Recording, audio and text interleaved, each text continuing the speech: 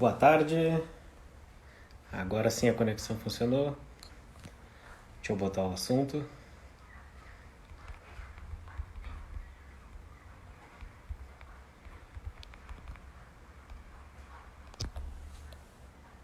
Aceitar o convite aqui do Daniel.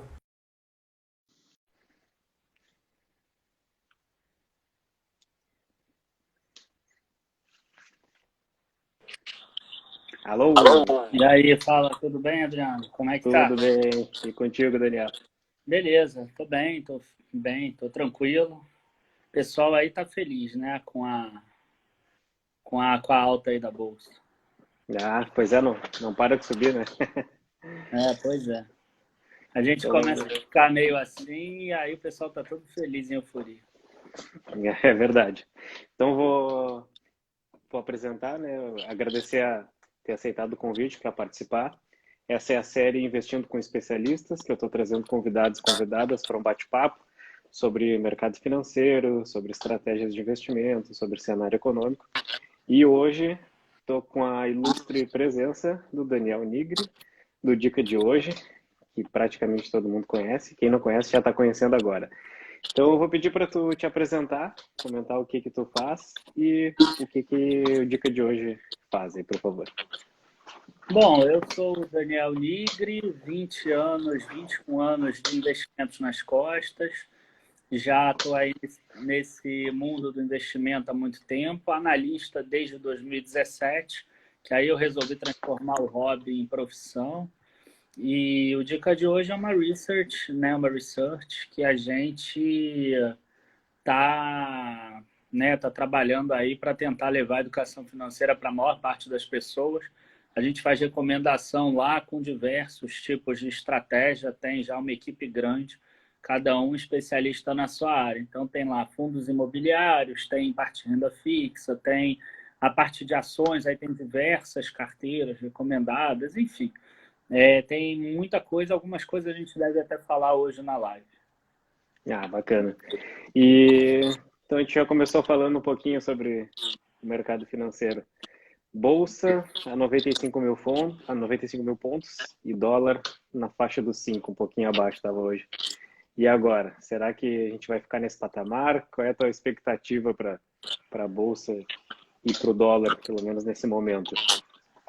Bom, tem duas coisas que as pessoas elas precisam ter noção quando elas entram na bolsa de valores. A primeira delas é que os movimentos da bolsa eles são muito mais bruscos do que realmente são na economia real. Tá? Então, quer dizer, talvez aqueles 119 mil pontos não refletisse a realidade em janeiro ou em fevereiro. Os 60 e poucos mil pontos também não refletiam a realidade, quer dizer, o mundo passou de um excesso de euforia para um excesso de pânico, e agora a Bolsa está aí mais ou menos no patamar que deveria. Por que eu falo isso? Porque a gente tinha uma parte que era euforia, uma parte que é perda de receita das empresas. Então, as empresas têm aí um 2020, se a gente zerar o 2 das empresas, a gente tira aí, dependendo da empresa, de 5 a 10%. Uma empresa de crescimento vai perder 4% do valor de mercado se ela zerar esse ano, por exemplo.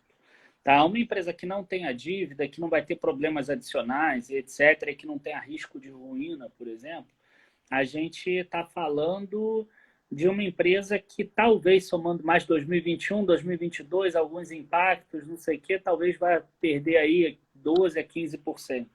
E aí o restante é realmente um aumento de risco do Brasil e qualquer coisa do gênero. Então eu não vejo a cotação atual muito errada em relação ao que deveria ser, não. Inclusive, se a recuperação for mais rápida, ela até tem tendência a valorizar e nada impede, por exemplo, de ter uma euforia adicional ou até das próprias taxas de juros caírem, tirar aquela taxa de desconto lá, né, fixa, que a gente coloca nos nossos modelos de preço justo, e aí reduzindo essa taxa de desconto, a bolsa, mesmo com um patamar pior de economia, poderia voltar para o patamar anterior. Aí eu falo isso e as pessoas acreditam, então, que o Daniel está muito otimista, que a bolsa vai subir, etc. Eu estou otimista, tá? Mas eu não deixo de ter, tá, algumas descorrelações na minha carteira. Então, eu acho que isso é fundamental. É assim, a pessoa ela pode ter uma opinião. Ah, eu acho que a bolsa sobe e o dólar, eu acho que nesse patamar ele até deveria ser um pouco maior, porque a taxa de juros do Brasil está muito baixa. Então, nada leva a trazer dólar de fora para o Brasil, mas sim entrada, sim saída de dólar. Embora já tenha saído muito dólar em 2018, 2019 e início de 2020. Então, mesmo assim, a gente tem que aceitar que a gente pode errar, né? Então, aceitando que a gente pode errar, a gente tem que ter algumas descorrelações. Essa é outra coisa que a pessoa precisa saber também. Então, são esses dois pontos principais. O primeiro, que é não tentar ficar prevendo a bolsa o tempo todo, até porque ela vai antecipar a economia e agora está antecipando a recuperação da economia.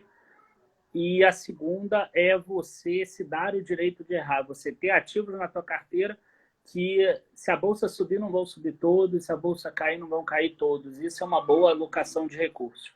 Você não está jogando um jogo que você tem que ser o melhor. Não é que tem lá 100 pessoas competindo e você tem que ser o melhor. Talvez se eu tivesse num concurso para ganhar um prêmio, que somente o primeiro ganhasse prêmio, a montagem da minha carteira. Mas eu não estou nesse concurso. Eu estou num concurso que eu tenho que ganhar mais do que o índice de forma consistente. Então, se a bolsa não acontecer aquilo que eu acho que ela subir e ela cair muito, eu não posso pegar e despencar em relação ao índice. O índice não pode cair 10% e eu cair 30%, por exemplo. Então, eu acho que falta um pouco ainda dessa parte de alocação de recursos nas pessoas físicas. Vejo bem dessa maneira também de montar um portfólio de investimentos bem diversificado. E como tu disse, não é essa competição para ser o melhor. Se fosse essa competição de quem vai chegar na frente, partiria para uma carteira tipo tudo ou nada, né? Ou vai dar tudo certo para ser o melhor ou corre o risco de dar tudo errado. Que a gente não pode fazer isso com o nosso patrimônio, né? Não é essa a ideia. E a ideia fosse essa, que o segundo ou último é a mesma coisa, você iria adotar uma postura diferente, mas não é esse o caso. A gente está falando do nosso patrimônio, do nosso futuro, do futuro dos filhos, enfim, não é diferente. E com relação a essa diversificação, dólar e ouro, geralmente o pessoal costuma comentar mais como uma proteção. Tu acha que essas de fato são as melhores? Tem outras alternativas que são interessantes também, principalmente nesses momentos de queda generalizada, né? E até porque, como a gente está falando de bolsa, 2 anos não é nada para o longo prazo quando tu pensa em te tornar acionista daquele negócio, em fazer parte daquela empresa no longo prazo, né? Então, como é que a gente consegue fazer uma proteção? Como é que tu vê essa proteção para esses momentos? Bom, primeira coisa é a seguinte, eu aqui no Dica de hoje eu tenho a possibilidade de entrevistar, de falar com muitos gestores, CEOs e etc. Né? Então, eu consigo perceber que muitas vezes as pessoas usam opções de proteção ou usam venda de mini, qualquer coisa do gênero. Pode ser dólar também, operação em dólar, mas se no longo prazo elas não tivessem usado nada, elas teriam sido melhores sucedidas. O que eu quero dizer com isso é assim, não é todo mundo que vai aceitar uma oscilação tão grande, entendeu? Porque você teria que ter o teu mesmo portfólio sem ter as proteções. Às vezes, você, por colocar uma proteção, você arrisca um pouco mais, você ousa um pouco mais. Você talvez coloca uma small cap adicional que você acha que pode crescer, ou você aumenta o percentual dessa small cap. Então, se a gente tivesse um mundo binário em que a gente tivesse o mesmo portfólio investindo com proteção, sem proteção, eu preferiria sem proteção. Só que as pessoas elas acabam tendo uma trava emocional mesmo e elas não conseguem. Né? Se eu estou sem proteção, talvez eu vou botar um pouco mais de bancos, de elétrica, porque aí eu reduzo a minha volatilidade. De certa forma, quando você faz isso, em vez de usar aquele portfólio que você quer, você está usando uma espécie de proteção. Você está diversificando em setores menos voláteis para você reduzir a volatilidade. Então, se você né? O que eu acredito? Eu acredito que você deve ter ouro e dólar, diferente do que o pessoal imagina, não tem uma correlação tão negativa com a bolsa no longo prazo. Tá? Então, quer dizer, nesses momentos que a gente vê de grande impacto, eles têm uma correlação maravilhosa. Se você pegar os últimos 10 anos de variação mensal do dólar, você vai ver que não tem correlação. Você vai ver, por exemplo, que de 2017 a 2019 o dólar subiu, a bolsa subiu, por exemplo. Correto? O dólar lá no final de 2016 estava 3,10. No início desse ano estava 4. A bolsa subiu nesse período. Por exemplo, não foi uma correlação boa. Se você estiver pensando em proteção, o dólar não é uma correlação boa com a bolsa. Ele é boa nesse período de estresse, mas se carregar ele esperando o período de estresse, você pode acabar ganhando nas duas pontas ou perdendo nas duas pontas. E o ouro acontece a mesma coisa. Ele também não é uma correlação boa. Então, se você quiser fazer uma proteção bem feita, ou você vai precisar aprender a operar opções, e opções não é apenas comprar put, tá? Eu, às vezes, no relatório, eu coloco só a compra de put porque é mais fácil, mas você iria ter que usar uma put spread, uma fence, um collar, alguma coisa diferente para que você não gastasse tanto com esses seguros, tá? Para que você pudesse financiar esse seguro com uma venda de uma call, por exemplo, alguma coisa nesse sentido, ou se não, você precisaria calcular o beta da tua carteira, uma parte desse beta você vende em mini índice.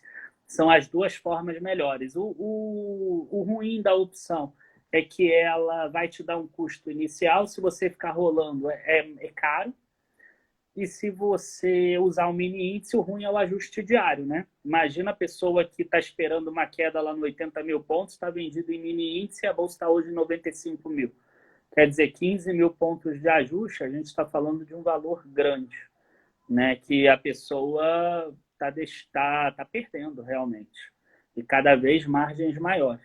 Então, são essas duas formas que eu vejo, mas não é aquela coisa assim, vou dar uma olhadinha num tutorial, vou descobrir como é que faz e vou fazer. Não é isso. Tá? São estratégias que você tem que fazer calculando certo, para que, senão você tem o risco de fazer os dois. Agora, a grande questão que eu vejo é assim, para ficar mais simples, na minha carteira lá de indicações, há 6 semanas atrás eu recomendei a compra do IVVB11, tá? Que é o ETF do S&P 500 aqui no Brasil em reais. Então, a ideia era exatamente correlacionar, porque eu tinha algumas small caps na carteira e a bolsa, quando caía, a minha carteira estava caindo mais. Então, quer dizer, eu não estava seguro com aquela carteira caindo mais, porque eu sei que quando a carteira cai muito, depois eu tenho que recuperar muito na alta. Então, eu precisava de uma descorrelação.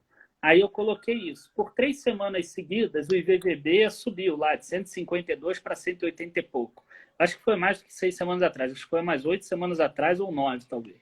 Aí ele subiu muito bem. E o pessoal gostou, né? Inclusive, a bolsa estava caindo. Eu consegui cessar aquela coisa da minha carteira estar caindo mais do que a bolsa, porque eu botei 5% do IVVB. Quer dizer, um único ativo, 5%, já fez a minha carteira cair menos do que a bolsa, que era o que eu queria. E aí agora veio uma alta. O IVVB está caindo e a bolsa está subindo. E aí a bolsa, e graças a Deus a carteira, né, com as small caps estão subindo bem, essas, né, a gente falou bastante em maio sobre isso, a gente cantou a pedra, vendemos até produto com isso, a gente fez live aí com o teu ex-companheiro lá, o Edu, né, lá do Invest, a gente mostrou isso por A mais B, que era o momento de comprar small cap ali no meio de maio, e quem entrou aí nessa onda conseguiu se dar bem. Aí o que acontece? O que as pessoas não entendem? As pessoas hoje elas me mandam assim: Daniel, quanto tempo mais você vai deixar o IVVB na carteira? Eu estou perdendo dinheiro com ele está caindo. Entendeu? A pessoa tem que olhar a carteira como um todo e a gente volta naquela questão da alocação de recursos. Entendeu? É muito difícil a minha carteira você ter todos os ativos subindo ou todos os ativos caindo, porque eu descorrelaciono ela de forma proposital, para eu ganhar um pouquinho do índice todo ano. Sim, essa aqui é a ideia justamente para nem subir tanto. Lógico que seria o ideal, né? Subir bem mais do que a bolsa, mas evita essa queda gigantesca bem mais que a bolsa. E quando a gente tem essa queda, tem muita gente que acaba não percebendo. Por exemplo, se cai 50%, se cai 10%, muita gente vai, só subir 10% que vai voltar pro que eu tinha antes. Não, na verdade vai precisar de 11. Se cai 50%, aí, por exemplo, tem R$ 1.000, arredondando os valores. Cai 50%, caiu para 500. Agora, se subiu 50%, que tem muitos que dizem que bastaria isso para voltar, não, 50% de 500 é 250, então voltaria para 750. Logo ainda falta, né? Então, se caiu 50%, tem que subir 100%. Então, de fato, é interessante utilizar esses mecanismos de proteção também. Tu Você, consegue... Diga. só para terminar, você, por exemplo, eu acho que você já deve ter feito esse estudo também, igual eu já fiz. Se você tiver um investidor que consiga ganhar 100% do Ibovespa na alta e perder 30% do Ibovespa na queda, ele ganha muito mais dinheiro do que o investidor que consegue 120% do Ibovespa na alta e 120% na queda. Quer dizer, um é muito volátil, o outro não. Mesmo aquele que ganhasse 80% do Ibovespa na alta e 50% na queda, ele vai ganhar daquele 120, 120. E isso a gente percebe muito bem, sabe como? Quando você compara o índice de energia elétrica, por exemplo, com o índice Ibovespa. Você vai ver que no longo prazo, aí em 10, 15 anos, você vai ver que o índice de energia elétrica ele tritura o Ibovespa. Ele ganha 2 vezes e meia de diferença, exatamente porque ele é pouco volátil. Ele cai pouco na queda e ele sobe parecido na alta. Ele cai pouco na queda. Essa quinzena aí, o Ibovespa subiu uns 15%, 16%, o índice de energia elétrica subiu 11%. Ele não subiu tanto, mas na hora da queda, você vê lá, Taesa não caiu tanto, Transmissão Paulista não caiu tanto, por aí vai. Bem por isso, né? Porque tem que voltar bem mais para aquele patamar. E quando tem uma estratégia defensiva, tu consegue se proteger desses momentos, né? E esse estudo eu já fiz também, é bem interessante, já vi o teu estudo também, gostei bastante. Tem algum percentual que tu acha pertinente usar da carteira como proteção, por exemplo, usar 5% anual para proteção, não tem esse percentual, como é que lidaria com isso? E aproveitando para complementar, se a renda fixa ela serviria como uma espécie de proteção ou não utilizaria? Então, hoje, nesse último ciclo, eu usei a renda fixa. Eu preferi usar a renda fixa. Percentual, eu não coloco fixo, porque depende do cálculo do beta da carteira. Se eu for usar uma estratégia mais alavancada, assim, então depende muito de quanto está essa variação da carteira e qual é a relação com o Ibovespa. Tá? Se o beta tiver lá 0,7, 0,6, eu não preciso usar estratégia nenhuma. Se tiver 1,2, por exemplo, 1,3, eu já tenho que meter um percentual maior. Então, eu dependo muito disso. E na última, eu usei a renda fixa porque a gente veio de um período de alta muito demorado, né? Muito forte, muito consistente. Então, você imagina, se eu ficasse comprando dólar por, sei lá, 5 anos, 4 anos, eu ia perder um custo de oportunidade muito grande. Se eu ficasse comprando opção e ficasse rolando esses 4, 5 anos, provavelmente ia embora em uns 40%, 50%. Claro que a Bolsa talvez rendeu aí 100 nesse período, mas em vez de eu ganhar 100, eu teria ganho 50, porque eu ia ter perdido essa diferença em opções. Então, quando a gente percebe que é uma alta muito consistente de tempo, é melhor você deixar uma parte em renda fixa. E aí eu já sei que você vai perguntar em percentual também, cara, aí é a própria estratégia minha que define o próprio percentual.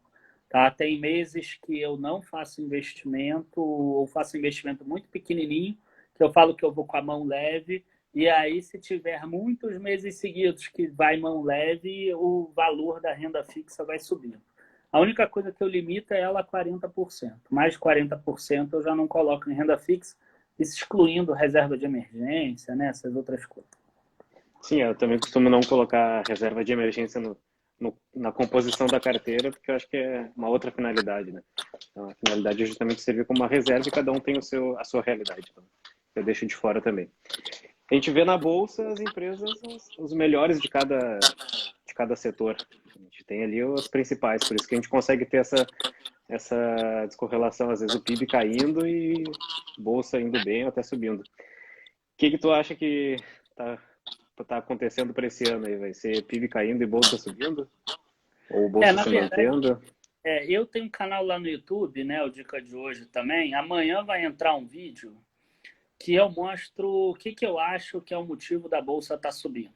E aí eu pego umas previsões do Itaú, e o Itaú ele mostrava que dependendo de quando vai reabrir a economia, você teria uma recuperação, um valor do PIB no final do ano, da recuperação da economia. Se a recuperação da economia fosse 25% do que é esperado, aí ia ser um percentual do PIB, se fosse 50%, ou se fosse 100%, seria um outro percentual. A economia reabrindo agora, né, como abriu dia 1º de junho, mais ou menos, ou até mesmo que fosse 30 de junho, você vê percentuais do PIB, mesmo se a economia recuperar só 25% ou 50%, ali entre 4,5% e 5,9% de queda. E o último boletim Focus a gente já viu queda mais brusca do que essa no PIB, 6 e pouco. Então, o que eu estou começando a perceber é que o mercado está precificando que a queda não vai ser tão forte. No próximo boletim Focus, a gente já deve ver uma alta do PIB. Não é uma alta, né? Uma menor queda do PIB, vamos dizer assim. Então, o mercado entrou nessa questão. Quer dizer, ele já está com uma perspectiva melhor do que ele tinha.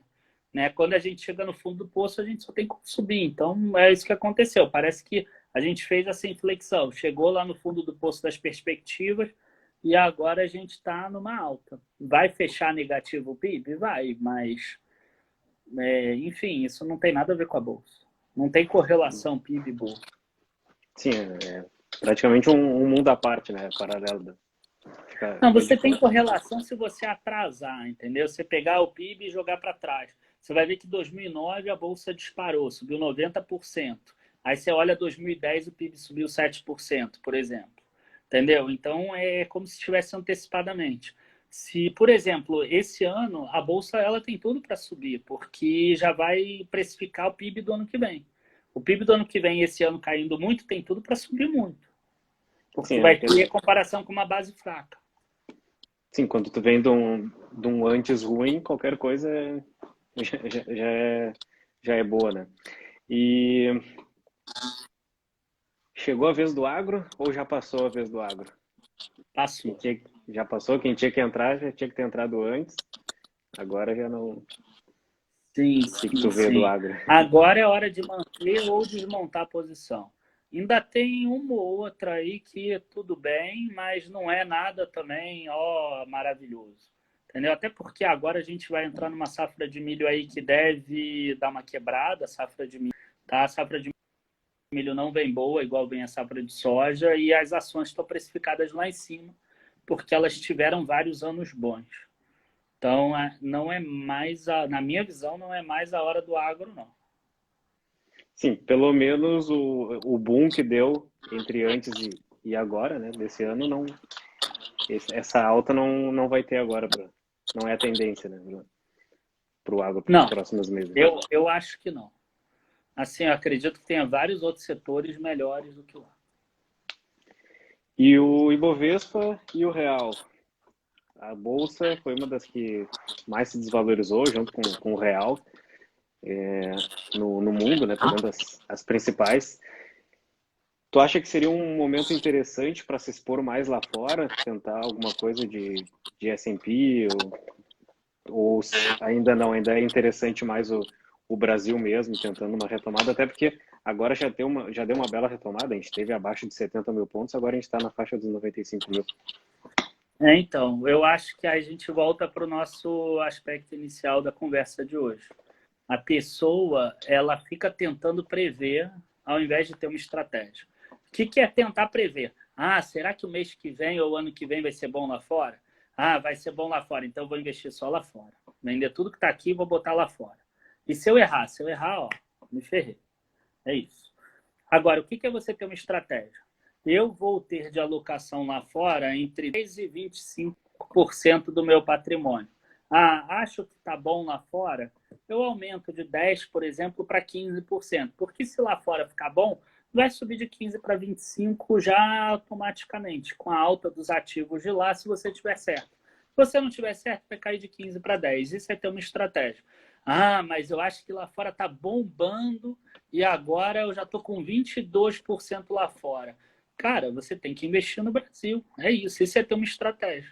Porque você mantém dentro da estratégia. Na hora que você fica achando muito, a tua chance de errar é enorme.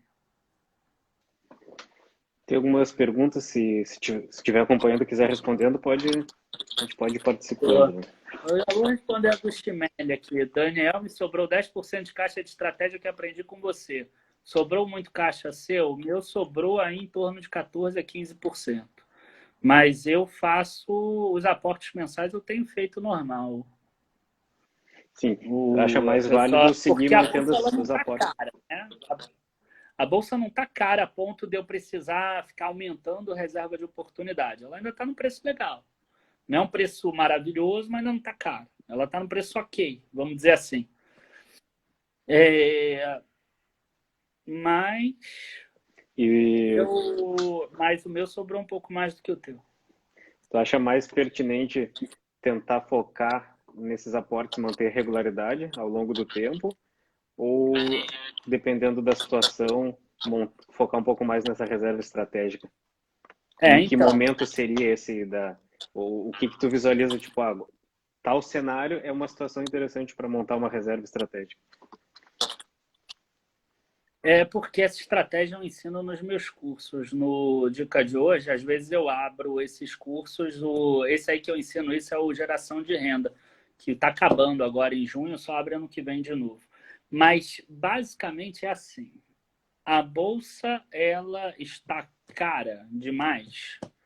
Você começa, ao invés de aportar, você aporta bem pouquinho, em uma ou outra pontualmente, talvez num fundo imobiliário, e vai separando reserva de oportunidade, tá? Passando de 100 mil pontos, já começa mais um pouquinho de reserva de oportunidade. Aí, se você vir algumas quedas mais bruscas, você pode usar um pouquinho da reserva de oportunidade. Para você ter uma ideia, em março eu comprei o equivalente aos 14 meses anteriores da reserva de oportunidade. Em abril eu comprei bastante também, um pouco menos, tá? Já teve aí, acabou tendo algumas vendas também, de umas posições que eu já queria me desfazer, mas também o líquido foi grande, tá? Aí já entrou maio, a gente já voltou para aportezinho normal. Hoje ainda está legal o preço, ainda é aporte normal. Julho chegou em 105 mil pontos. Começa a fazer um aporte que talvez seja 2/5 do total, 1/5 do total, e vou botando na reserva de oportunidade. Uma hora aparece outra oportunidade dessa. Tem algumas ações aí que não se encaixam legal nessa estratégia e é melhor fazer os aportes constantes. O que eu quero mostrar é o seguinte: eu faço aportes constantes também, só que esses aportes não são iguais todos os meses. Tá? A única coisa que diferencia é essa. Eu compro mais ou compro menos.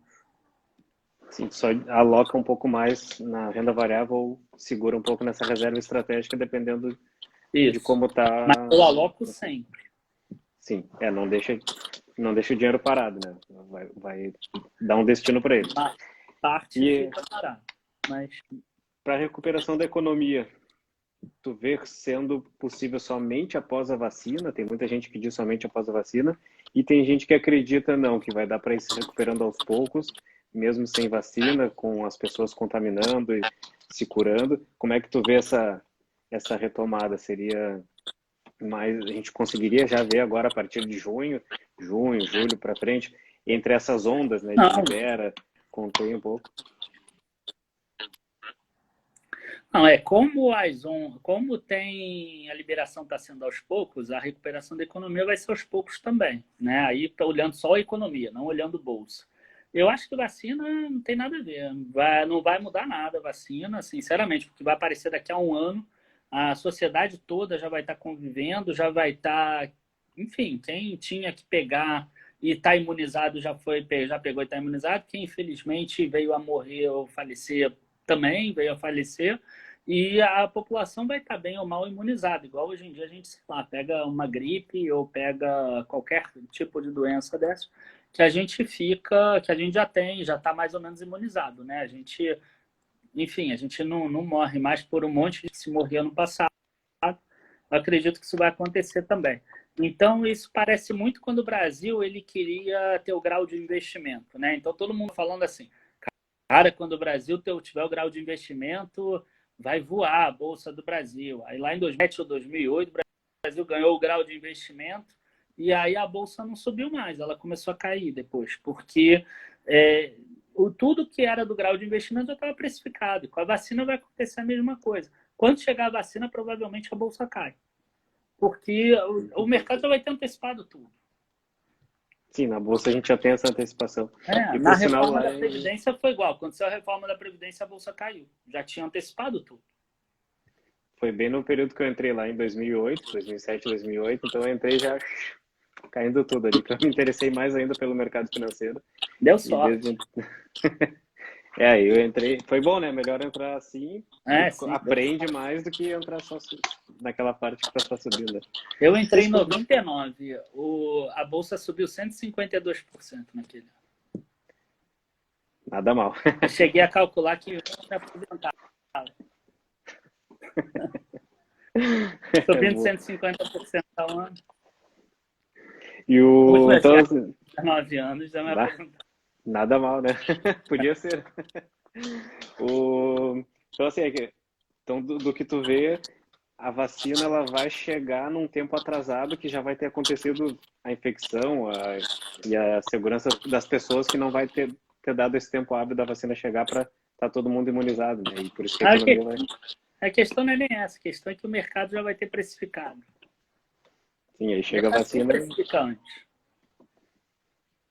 Seria a retomada em... Todo mundo gosta de usar letras, né? Seria aquela retomada em W, talvez? Eu não gosto de usar letra, cara. Não importa muito como vai ser retomado. O que importa é que a bolsa suba, que a economia cresça e que não muda muito. Se o Brasil recuperar em 2022, ou em 2021, ou em 2024, não muda muita coisa, não. Até porque a gente olha Estou olhando a comparação da queda na parte de visualização gráfica que facilita esse entendimento. Lá em 2008 foi uma queda absurda que a gente vê e ao longo do tempo ela vai se tornando cada vez menos intensa, né? Então por isso que essas letras elas são mais de curto prazo, elas não refletem a bolsa que é para longo prazo mesmo, né? Pelo menos 5 anos eu vejo bolsa de valores, então você concorda, né? Não adianta. Qualquer variação de bolsa de curto prazo, no longo prazo, ela fica pequenininha. Pode olhar o Trump sendo eleito, o Brexit na Inglaterra, que era o final do mundo. O que mexe realmente com a economia, que eu já cheguei à conclusão, são duas coisas. Uma é quantidade de população. Isso é muito importante, porque se você tem menos população, você tem menos mercado consumidor. Então, você vê, por exemplo, hoje que tem muito lugar da Europa que é difícil crescer. Então, você vê a França, por exemplo, tem o patamar do CAC de Paris, o máximo que ele chegou foi em 2000. O Japão, por exemplo, foi na década de 90. Então, são países que não estão conseguindo crescer tanto a população. E o outro é a produtividade. Produtividade, o Brasil nunca teve uma produtividade tão boa. Ele sempre teve crescimento de população. Então, é importante o Brasil tentar melhorar nesse sentido da produtividade. Quer dizer, conseguir ter uma burocracia menor, ter leis melhores. Você vê como é os Estados Unidos, né? Os Estados Unidos ele fechou uma quantidade incrível de vagas de trabalho em março. Quer dizer, o empregador ele não tem quase custo nenhum para fechar, mas em compensação agora em maio ele já voltou a contratar. Já hoje a expectativa era de queda de 7,5 milhões e veio uma alta de 2,5 milhões. Quer dizer, já começaram a contratar de novo. Por quê? Porque você não tem burocracia nem para demitir, nem para contratar. Então o mercado fica flexível. A empresa não fica engessada naqueles custos. Você vê que pena que é, né? A gente vê um balanço de uma empresa maravilhosa, por exemplo, que ela fecha as lojas por 15 dias e ela mantém todos os custos dela porque ela não tem como reduzir custo. Porque ela não tem como negociar com o cara do aluguel, ela não tem como negociar com os funcionários que já é fechado o contrato. E dessa vez ainda teve, né, uma ou outra lei que autorizou a redução de salário, que antigamente nem isso seria possível. Mas essa flexibilização para que a produtividade aumente nas empresas, eu acho que falta um pouquinho no Brasil. Eu acho que seria uma alavanca boa de crescimento. Tem uma pergunta do Martin, eu já vou complementar um pouco dela. Você concorda que o Bob está sendo excessivamente tomador de risco com a política monetária? Se vier uma recuperação lá fora antes daqui, acha que o dólar dispara? E aí eu já complemento essa pergunta dele com uma provável, possível redução da taxa Selic agora já em junho. Cara, eu vou te dizer que eu já tive mais propenso a acreditar nessa tese, tá? Eu, inclusive, nesses últimos 2 semanas eu perdi uma grana forte comprada em dólar, exatamente nessa tese, porque taxa de juros baixa, o dinheiro vai sair do país. Mas hoje eu já estou um pouco diferente, porque a gente viu alguns números já de balança de transações correntes, o dinheiro entrando no Brasil, dívida pública, bem ou mal, reduziu o valor, teve mais resgate do que emissão de dívida. Então, eu concordo com o que ele falou, mas eu não sei se isso vai ser suficiente para fazer o dólar disparar, tá? A não ser que a economia pare outra vez, que tenha uma segunda onda de quarentena mundial, ou que tenha um processo de impeachment mais forte aqui no Brasil, coisas do gênero. E essas questões aqui no Brasil vão estar sempre aparecendo, né? Nunca tem aquele cenário, não, agora está ótimo para investir. Então, volta e meia vai aparecer alguma outra coisa e a gente vai lidando com isso, né? As empresas vão passando por essas situações, vão se reinventando. Então, é assim mesmo, né? Eu não vejo que tenha que esperar esse momento. Bom, 2019 estava num cenário ótimo. Tinha acabado a reforma da Previdência, a dívida pública já estava caindo para baixo, já estava rindo, o déficit primário. O Brasil estava com projeção de crescimento esse ano de 2,5%, 3%. Safra da soja ia ser uma das melhores do mundo, da história. Então, quer dizer, era um bom momento em termos de olhar indicadores, mas normalmente quando a gente está num momento maravilhoso, com poucos problemas aí, a gente vê que acontece alguma coisa que faz cair. Você tem que comprar quando o mercado está precificando alguma coisa ruim, porque aí tem como melhorar. Né? Aquela coisa, empresas que... uma empresa que é muito boa, que já é redonda, ela não vai conseguir ter um potencial explosivo tão grande. Então, quer dizer, você comprar a bolsa num momento maravilhoso, ela pode subir, mas ela vai subir 10%, 15% no ano, que já é muito melhor do que a renda fixa, por exemplo. Né? Foi o que aconteceu nos Estados Unidos durante esse período todo. Se você pegar de 2009 a 2020, a 2019, os Estados Unidos cresceu. Se você pegar de 2016 a 2019, você vai ver que os Estados Unidos estava crescendo lá, aquela taxa dele, de 5% a 8% ao ano. A bolsa, o S&P 500, diz porque as tecnológicas estavam crescendo forte, porque senão seria um percentual menor. Quando o cenário está muito claro, a bolsa cresce pouquinho, até vir uma crise dessa que joga para baixo. Por isso que eu falo, quando o cenário está muito claro, eu vou botando reserva de oportunidade.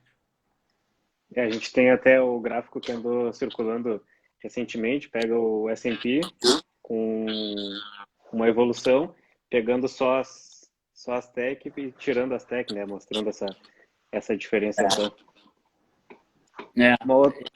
Você vê que tirando elas, a queda foi bem mais brusca, né?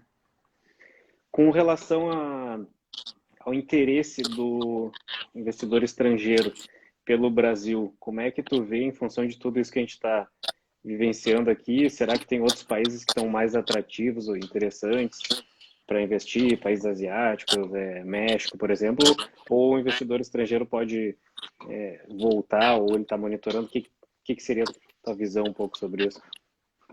Não, é isso aí que é a parte ruim do Brasil. O investidor estrangeiro a gente não deve ver. Tá voltando, sim, voltou um pouquinho agora, mas nada comparável a tudo que eles saíram nos últimos 2 anos.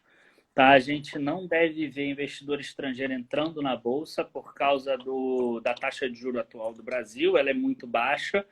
Inclusive, no relatório da dívida pública, eu botei isso no meu último vídeo de sábado lá no canal do YouTube, eu mostrei sobre a dívida pública. Eu mostrei que o Brasil, em março, foi o país que mais aumentou o risco dentre os 5 que eles colocam na América. Né? Era Peru, Colômbia, eu não vou lembrar de todos, México e mais um. E depois, em abril, ele foi o que cresceu de novo mais o risco. Em maio, diminuiu até o dia 26 de maio, só que ele foi o que menos diminuiu também. Então, quer dizer, o saldo aí de risco do Brasil era o maior de todos. E o Brasil está reduzindo a taxa de juros. Então, o que vai entrar de dinheiro estrangeiro no Brasil, se entrar, é dinheiro na economia real, não é dinheiro no mercado financeiro, que é o que a gente está aí acostumado com as ações. Né? Pode entrar, por exemplo, uma empresa de fora explorando petróleo aqui, ou sendo sócia de alguma empresa aqui no Brasil fazendo uma joint venture, ou se não, alguma empresa de fora investindo numa usina, entrando num leilão de energia, num leilão de ferrovia, alguma coisa assim. Mas na Bolsa, mercado financeiro, essa taxa de juro ela é proibitiva para o estrangeiro. Sim, ela não é tão atrativa, pelo menos quanto já foi, até mesmo recentemente, né? Não, a maioria dos países do mundo estão mais atrativos do que o Brasil, e isso se o estrangeiro quiser tomar o risco, né? Porque o mundo também caiu. Então, quer dizer, os Estados Unidos hoje ele também está mais atrativo do que ele era 6 meses atrás, por exemplo. Ele está num patamar menor. Se você tirar as empresas de tecnologia, você vai ver, ele está uns 15% abaixo. 15% para um cara que investe em dólar são 2 anos, por exemplo, de alta de bolsa. Então, ele também não está querendo sair dos Estados Unidos ou de outros países. A Alemanha caiu, o Japão caiu, enfim. Sim, a relação risco-retorno vai influenciar bastante nessa decisão, né? Se ele quiser sair, o Brasil não é uma das primeiras opções. Certo. Setores da Bolsa que podem ter um desempenho mais atrativo, porque já aconteceu tanta coisa desde janeiro, e que setores da Bolsa tu vê como atrativos agora, considerando o segundo semestre? Bom, a gente tem que pensar a questão do fundo do poço, né? Os que vão ter um retorno mais atrativo são aqueles que pioraram mais. Então, o que piorou mais? O que piorou mais foi automotivo, parou, né? As montadoras fecharam, por exemplo, então elas não devem ter comprado nada. A gente tem varejo, shopping, por exemplo, né? Shopping ficou fechado, todos os shoppings, varejo ficou fechado, as lojas físicas do varejo. E quando eu falo varejo, aí eu não incluo varejo eletrônico, tá? Não estou falando de Magazine Luiza, nem de Via Varejo, nem de B2W, nem de nada disso. Estou falando de varejo físico mesmo. Eu acho que seriam esses 3 aí que têm maior potencial de retorno. Não necessariamente eu esteja investindo nesses, porque eu tenho uma visão mais de longo prazo. Mas se você quiser pensar 6 meses, o que a Bolsa deve dar retorno maior são exatamente nesses. Talvez a construção civil também. Sim, entra naquela questão que a gente estava falando mais lá no início da transmissão. Uma coisa é ganhar a disputa, né? Daqui até o fim do ano é uma coisa. Agora, compor a carteira de investimento com a sua estratégia, a longo prazo é outra, né? Então, seria esse o caso, né? Sim, sim.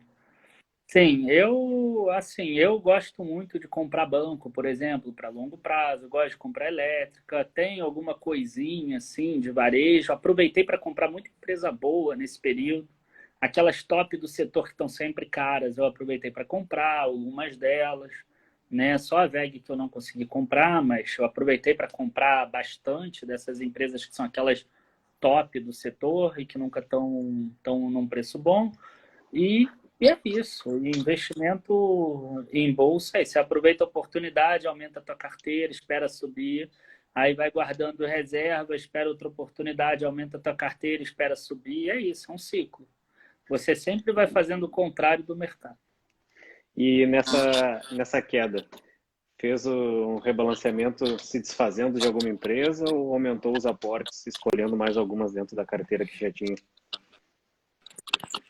Cara, a única que eu vendia Deixa eu ver, para não falar que foi a única. Deixa eu ver se eu vendi outra. Não, eu acho que foi a única que eu vendi. A única que eu vendi foi a Vulcabras. Foi a única ação que eu vendi. Sim. E vendeu assim por identificar outra oportunidade melhor ou porque ela não estava mais com as projeções tuas de longo prazo?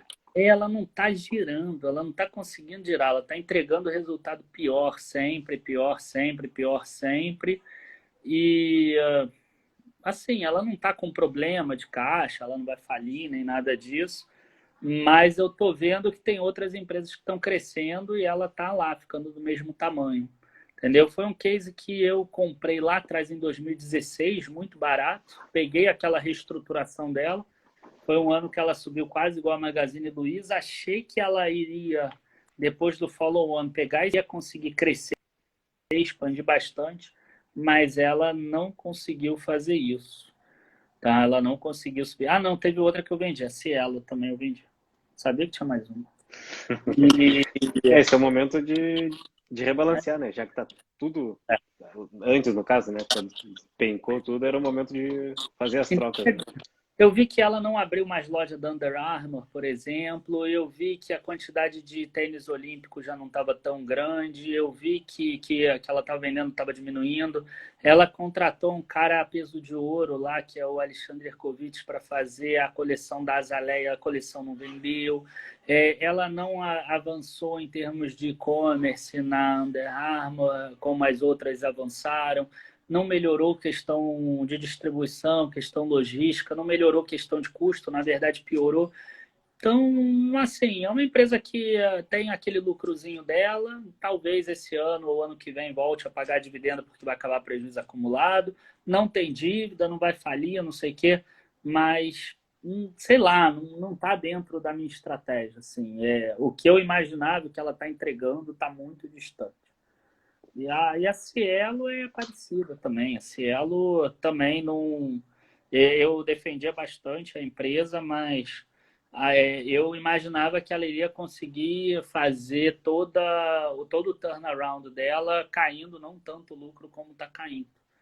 E não adianta ela ter o mercado inteiro e gerar prejuízo. Entendeu? Pelo menos não para a minha estratégia. Pegando ali os últimos comentários, a P. Chimeli, vendi Frasle hoje. Então, eu pegar um elogio, claro, né? Aproveitar. Má Silva Rodrigues.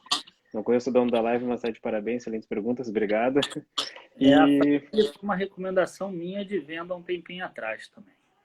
Ela é uma empresa que eu acho que ela vai ficar com problema de endividamento quando ela comprar na Cata nesse momento. Claro que se a economia recupera mais rápido, ela consegue lidar melhor com isso. Mas eu tenho uma certa dúvida com relação a isso. Tem uma dúvida também adicional se ela cair muito, se o controlador que é a Randon fecharia a capital dela, sim ou não. Tenho essa dúvida também. Se ficar muito barato, fica muito fácil para a Randon fechar a capital. Então, eu preferi recomendar a venda antecipada.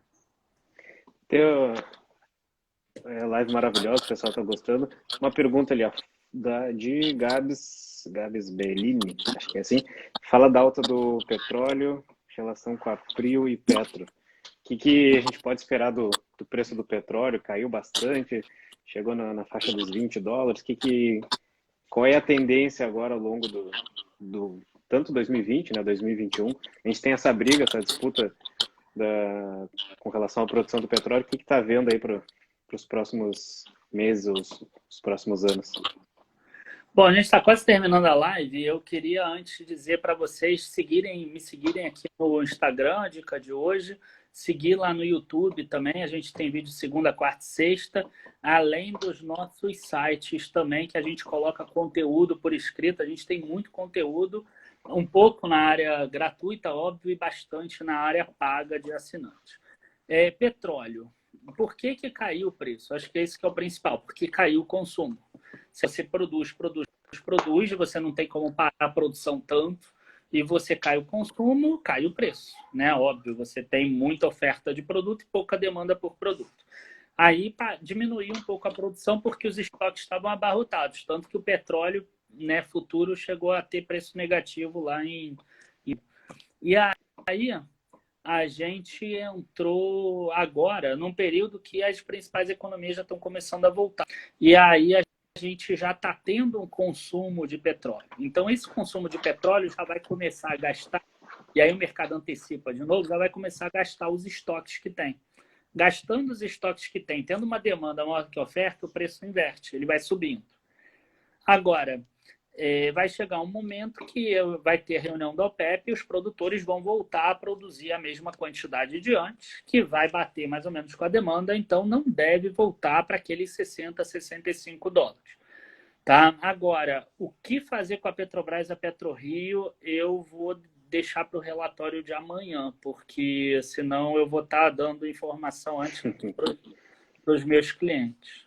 Tá? Vai ter uma operação legal lá em Petrobras, inclusive. Mas aí eu vou deixar para o relatório de amanhã. E eu acompanho o Daniel e a equipe, de fato gosto bastante. Para quem está aqui, recomendo que sigam também.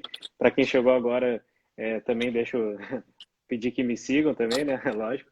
E já também fazer o convite, que a gente está se aproximando para o fim também, que eu tenho essa série Investindo com Especialistas, estou trazendo diversas convidadas, convidados, gestoras, as pessoas que são especialistas na área de investimentos para bater um papo, e tem outros convidados ainda que estão na agenda. O que tu acha, Daniel, agora dos bancos, que tem essa restrição com relação à distribuição dos dividendos? O que tu está esperando de quando é que seria uma liberação, fim dessa restrição? Seria só a partir do ano que vem? Qual é o impacto que pode ter no setor bancário, que é um dos setores queridinhos dos investimentos? Cara, eu acho que uma das melhores coisas que vai acontecer é essa restrição de dividendos. Porque se você olhar 4, 5 anos atrás, você vai ver que o Bradesco não pagava 100% do lucro, o Itaú não pagava 100% do lucro. E aí o que acontecia? Eles conseguiam crescer a carteira deles de cliente, de crédito. Eles conseguiam crescer também comprando outros bancos. E, além disso, eles faziam mais bonificações. Então, se você tiver mais reserva de lucro nos bancos, o que deve acontecer no futuro é que vai ter mais bonificação. Entendeu? O banco ele vai ter que migrar esse capital da reserva de lucro para o capital social para que ele possa subir lá o índice de Basileia dele e possa aumentar a carteira de crédito dele. Então, na minha visão, é muito bom para os bancos que eles não paguem dividendo agora, porque tem muita empresa e muita pessoa que está precisando de crédito. Então, quer dizer, ele está no melhor cenário possível, o banco. Ele tem muita gente pedindo crédito, ele pode escolher para quem ele vai direcionar o crédito. Até por isso, a inadimplência não deve subir tanto. Eles devem registrar bons lucros esse ano, com uma queda em relação ao ano passado, óbvio, por causa do aumento da inadimplência, mas não vai ser nada tão grande quanto o pessoal acredita. Foi o principal ponto meu de compra em março e abril. Tá? Comprei bastante banco. E até porque talvez isso vai fazer com que eles cresçam. Agora, se o banco quiser pagar dividendo, ele faz igual o Banrisul pagou ontem, né? Que eu escrevi lá, pô, maravilha. Ele pega a reserva de lucro, diz que é um dividendo adicional de 2019 e não paga o juro sobre o capital próprio desse ano. Se você olhar o valor do juro sobre o capital próprio do primeiro trimestre, 0,21. Agora ele determinou 0,18 de dividendos. Se você tira 15% do juro sobre o capital próprio, você vai dar o 0,18. Então, quer dizer, na verdade, ele só mudou o nome e pagou do mesmo jeito para o controlador e para o acionista. Ele ainda tem reserva de lucro. Se ele quiser no terceiro trimestre, no quarto, ele faz a mesma coisa. Os outros bancos podem fazer isso se eles quiserem. Então, enfim, essa legislação do CMN é coisa para enxugar gelo, ou pelo menos para pegar os menores bancos, que aí sim podem ter um problema de liquidez, de solvência, e não adianta, você não vai dominar o mercado com lei, não adianta, não existe isso. A lei de mercado é sempre mais importante. Sempre existe uma brecha, não tem como dominar mercado com lei. A famosa gambiarra para conseguir manter a distribuição claro. dos proventos, né? Claro. Se o banco quiser, ele vai distribuir. Ele vai achar alguma maneira. E, bom, essa questão mostrou um pouco que os bancos digitais que estavam, teoricamente, pegando espaço, muita gente já passou a olhar diferente ao longo desse tempo, né? Eu via muita gente, agora os bancos digitais vão dominar, já eram os bancos tradicionais, e agora com essa queda já mudou um pouco a visão de algumas pessoas, né? para ti, mudou alguma coisa ou tu manteve a mesma visão? Não, eu sempre falei mal. Eu, inclusive, quando saiu o IPO do Banco Inter, eu falei que até 2020 ele batia algum prejuízo. Não deu, bateu agora. Só que, você vê, né? O preço da ação é uma coisa diferente. Ele subiu pra caramba. Quer dizer, quem comprou e que não sabe nada, se deu bem. É isso. Preço da ação a gente não controla. A gente pode projetar os resultados, mas se todo mundo quiser comprar uma determinada ação, ela sobe. Então, assim, eu gosto dos bancos digitais, é uma coisa que eu acredito que esses bancos grandes, como Itaú, Bradesco, Santander, Banco do Brasil, eles já detêm essa tecnologia também. Eles apenas não utilizam essa tecnologia porque se eles migrarem todos os correntistas físicos, vamos dizer assim, para esses digitais, ele vai perder muito mais dinheiro do que esperando esses bancos digitais crescerem um pouquinho mais, né? Agora, o pessoal está botando aqui da contribuição social sobre o lucro líquido. Isso sim pode afetar sim o lucro dos bancos. Só que aí o banco faz outra gambiarra, né? Ele aumenta muito a provisão de devedor duvidoso, reduz lá embaixo o lucro antes do resultado financeiro, e aí ele pega e reduz muito essa CSLL e o imposto de renda também de pessoa jurídica, né? Ele consegue consegue diminuir muito. Com relação a CSLL, não deve chegar a 50%, né, do valor, até porque senão o banco pagaria 75% do lucro dele, 25% do imposto de renda mais 50% da CSLL, mas já é 20%, ele já paga 45%. Deve subir mais alguma coisa, eu acredito que sim, mas aí o banco vai reduzir muito o lucro dele. E aí ele vai pagar pouquinho e tiver que diferir, e é isso. Estamos chegando bem no finalzinho, talvez dê para comentar um pouco mais. De repente, quer comentar sobre o setor elétrico ou algum outro que tu acha pertinente nesse momento? Quero abordar um pouquinho mais. Setor elétrico, transmissora segue a mesma coisa. Distribuidora vai ter um ou outro problema e geradora também, porque teve menos demanda por energia, o preço da energia foi menor, mas nada que vá ultrapassar mais do que 2 ou 3 trimestres, ou no máximo 4 trimestres. Até o final desse ano. Ano que vem já volta a vida nova. E a transmissão é aquela que geradoras são as principais, é impactada, né? Se caíram mais, mergulharam mais, elas podem subir mais. A transmissão é aquela que é bem tranquila, que acaba não sendo impactada nesses momentos. O que ela pode ser impactada é se a gente tiver uma deflação esse ano, né? Aí ela acaba tendo correção negativa. Entendeu? É possível que a Taesa, a Transmissão Paulista, tenham resultados ruins por causa de uma inflação bem baixinha esse ano em relação ao do ano passado. Sim. Faltando 2 minutos, agora começamos a contagem regressiva. Pedir para tu fazer as tuas considerações finais brevemente, para a gente se despedir aqui. Beleza, queria agradecer a todo mundo por estar aqui, agradecer a você por ter me convidado aí no Investindo com Especialistas. Acho que é um bate-papo bem produtivo e a grande recado que eu quero deixar para vocês tenha uma estratégia de alocação de recursos. Se você tiver uma estratégia com percentuais definidos, você não vai ficar na dúvida se tem que investir agora ou se não tem que investir agora. Esse é o principal ponto, porque o que mais atrapalha o investidor nesse tempo que eu tenho analisado bolsa é ficar tentando pensar ou prever o que vai acontecer.